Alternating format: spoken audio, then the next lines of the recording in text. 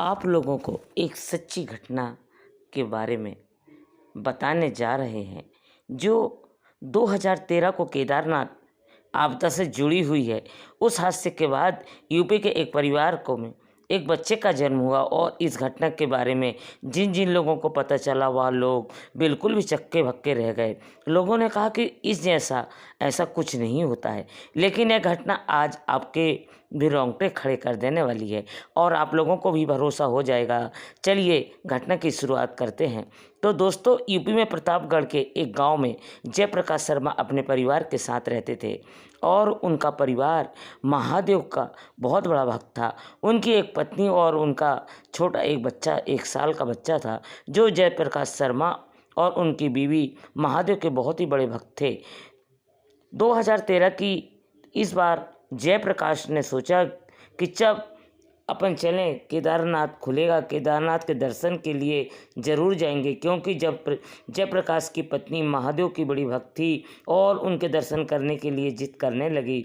जयप्रकाश शर्मा ने अपनी पत्नी को थोड़ा समझाया कि वहाँ की चढ़ाई बहुत कठिन है, तो वहाँ पर इतनी आसानी से नहीं जा सकते। लेकिन जयप्रकाश शर्मा की पत्नी ने कहा कि कोई बात नहीं, अगर महादेव चाहेंगे तो हम वहाँ तक पहुँच जाएंगे और हम उनके साथ भी कर लेंगे। तो जयप्रकाश शर्मा भी तैयार हो गए। अब बात आ रही थी 1 साल के बच्चे की, जो अभी छोटा था। उसको साथ ले जाने का मतलब काफ़ी समस्या आने वाली थी, क्योंकि वहाँ पर इतनी चढ़ाई चलनी होती है। लेकिन उनके घर में उन 3 सदस्यों के अलावा और कोई भी नहीं था। उनके लिए कोई विकल्प नहीं था कि अपने बेटे को कहाँ छोड़कर जा पाएँ। इसलिए उन लोगों ने फैसला लिया कि वह तीनों लोग केदारनाथ के दर्शन के लिए जाएंगे। और कोई जून का महीना था। जून के महीने में वह लोग केदारनाथ के दर्शन के लिए निकल गए। वहाँ से बस पकड़ी और लगभग एक रात पूरा सफ़र तय करते हुए दूसरे दिन वह लोग केदारनाथ पहुँच गए। और जब वहाँ सब केदारनाथ पहुँचे तो देखा वहाँ पर मौसम ख़राब है। जून का महीना और चल रहा था, तो काफ़ी बारिश हो रही थी। तभी लोग सोच रहे थे कि बारिश का मौसम, तो बारिश चल रही है, कोई बात नहीं। लेकिन यह बात किसी को भी पता नहीं थी कि एक सामान्य बारिश नहीं थी, वहाँ पर भयंकर तूफान आने वाला था। तूफान के साथ बारिश भी हो रही थी। बात 15 जून की रात को जयप्रकाश शर्मा और उसके परिवार ने महादेव के दर्शन किए और वहाँ अपनी धर्मशाला में रुके थे। और वहाँ पर धर्मशाला में उन्होंने अपने बच्चे को खिला पिला कर सुला दिया और शाम के समय वह दोनों आसपास घूमने के लिए निकल गए। और उसके बाद जब शाम को बाहर गए तो शाम का माहौल और कुछ अलग ही था। भयंकर तूफान आ रहा था, बारिश हो रही थी, उधर बदन कड़क रहे थे बादल। यह तो यह सब देखकर उनके थोड़ा सा डर रहा था। लग रहा था कि उनके सोचे कि वह पहाड़ी क्षेत्र है तो वहाँ पर ऐसे ही मौसम होते हैं, कोई घबराने की बात नहीं है। लेकिन थोड़ी देर में कुछ ऐसा हुआ कि जिसकी वजह से वहाँ पर रह रहे सभी लोगों की भीड़ भयंकर आवाज़ में मंदाकिनी नदी पहाड़ों के वो चीरती हुई केदारनाथ की तरफ से आने लगी थी। क्योंकि जयप्रकाश शर्मा और उनकी पत्नी, वह उनका पहले से ही अंदाज लग रहा था कि वहाँ पर ऐसा कुछ बुरा होने वाला है।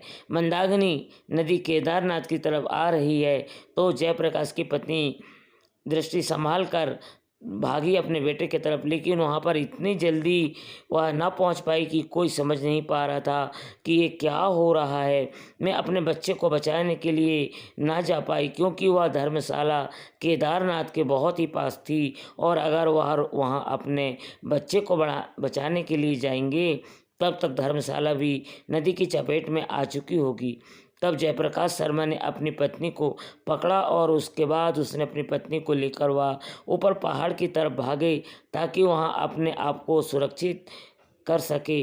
पहाड़ के ऊपर जाकर जयप्रकाश शर्मा और उनकी पत्नी पानी के नज़ारे को देखते रह गए, हाथ पर हाथ धर रह गए और बैठे रह गए। और वहाँ पर कुछ नहीं दिख रहा था। उनकी आंखों के सामने धर्मशालाएं गिर गिर कर बह रही थी। लोग देख रहे थे चिल्ला रहे थे कि उनकी पत्नी कुछ समझ न पाई और वह रो रही थी। वह उनका एक ही बेटा था। वो लोग वहाँ पर बिना खाए पिए वहीं पहाड़ पर बैठे पड़े रहे। कुछ लोगों को और भी वहाँ पर उनके पास से कुछ खाने का न था, तो पीने को जब 2-3 दिन बाद पानी मिला, अपने अपने बच्चों को घर पर जा पाए। अपने जाने के बाद काफ़ी बीमार हो गए। तब वह सिर्फ बैठी रहती थी और हमेशा अपने बच्चों के बारे में सोचती रहती थी कि धीरे धीरे बच्चों के बारे में सोचते हुए न कुछ खाती थी और न कुछ पीती थी।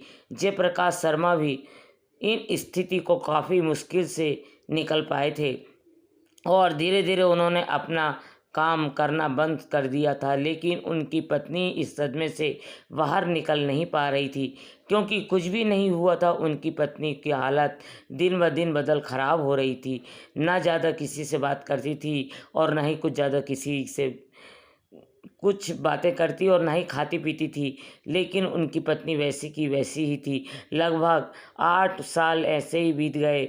एक बार जयप्रकाश शर्मा ने गांव में एक साधु आए और वह साधु गांव में घूमते घूमते जयप्रकाश शर्मा के घर पहुंचे। उसके बाद जयप्रकाश शर्मा की उनकी बहुत आवभगत की। उनके कुछ दिन खाना पानी दिया। 2 साधु उनकी सेवा सत्कार में लगे रहे और बोले कि समस्या जहाँ से शुरू हुई है वहीं ख़त्म हो जाएगी। वे बात तुम्हें इस समस्या का समाधान मिलेगा तो तुम्हें एक बार फिर से केदारनाथ जाना चाहिए।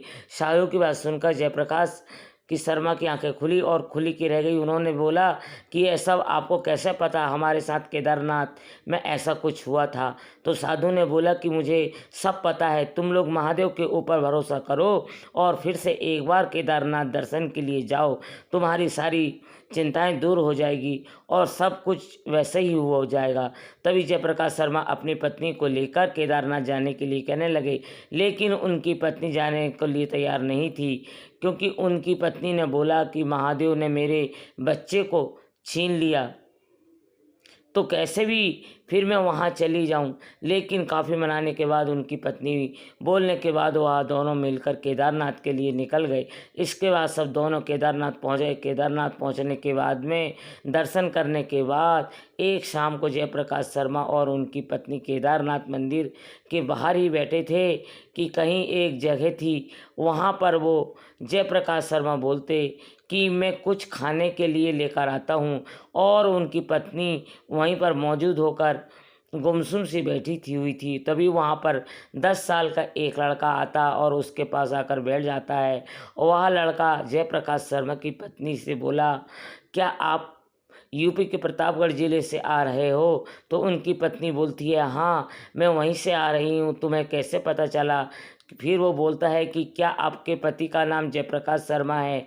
वह बोला, हाँ मेरे पति का नाम जयप्रकाश शर्मा है, लेकिन तुम्हें इस सब कैसे पता चला?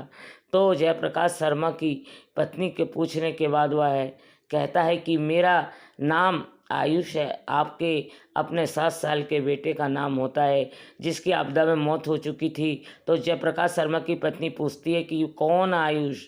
बोलता है कि मैं आपका बेटा हूँ। 2013 में मैं यहीं पर नदी में बह गया था। उसके बाद जयप्रकाश शर्मा की पत्नी परेशान हो जाती है और उनको लगता है कि कोई उन्हें परेशान करने के लिए आया है।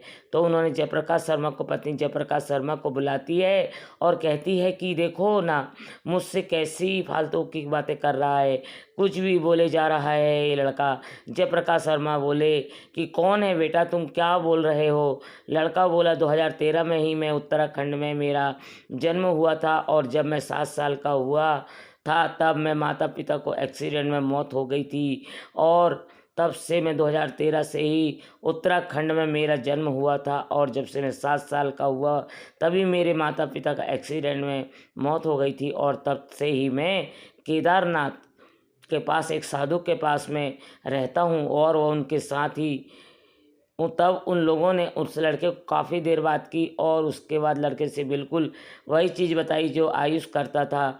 जहाँ आयुष रहता था, आयुष क्या खाता था क्या पीता था, ये सब सुनकर जयप्रकाश शर्मा सोच में पड़ गए और वैसे संभव हो सकता है कि क्या मेरा बेटा फिर से मुझे जन्म लेकर यहाँ पर मुझे मिल चुका है। इसके बाद वो तीनों उन साधु बाबा के पास आते हैं जिनके पास से सड़क पर रह रहा था। तब से जयप्रकाश शर्मा उन साधु बाबा से पूछते हैं कि यह सब क्या है।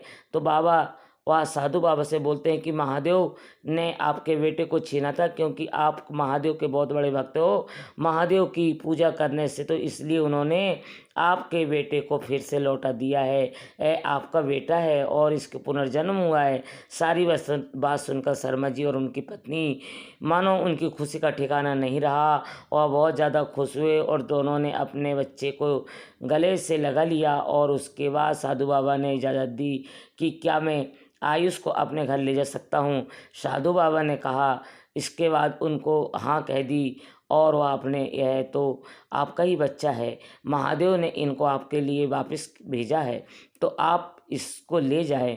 इसके बाद जयप्रकाश शर्मा और उनकी पत्नी आयुष को लेकर अपने घर वापस आ जाते हैं। और इसके बाद जयप्रकाश शर्मा की पत्नी भी दिन ब दिन बेहतर होती चली जाती है और पहले की जैसे ठीक हो जाती है। दोस्तों, क्या आप लोगों को आस पास में कोई ऐसी घटना हुई है? लाइक और कमेंट करके ज़रूर बताएं और चैनल को सब्सक्राइब करना बिल्कुल ना भूलें। मिलते हैं एक नई कहानी के साथ। बहुत बहुत धन्यवाद दोस्तों।